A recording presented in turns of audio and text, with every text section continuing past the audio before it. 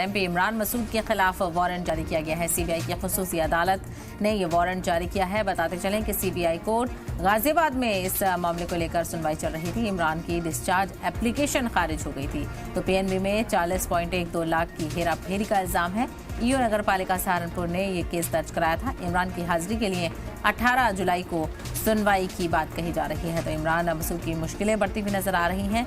गैर जमानती वारंट उनके खिलाफ जारी कर दिया गया है। तो यूपी के गाजियाबाद में उनके खिलाफ शिकायत दर्ज कर दी गई थी। एमपी इमरान मसूद के खिलाफ वारंट जारी किया गया है और सीबीआई की खुसूसी अदालत ने यह वारंट जारी किया है, यानी नॉन बेलेबल वारंट उनके खिलाफ जारी हुआ है। सीबीआई कोर्ट गाजियाबाद में इस मामले को लेकर सुनवाई चल रही थी और सीबीआई ने अब इमरान मसूद के खिलाफ एनबीडब्ल्यू जारी कर दिया है। इमरान की डिस्चार्ज एप्लीकेशन खारिज हो चुकी है।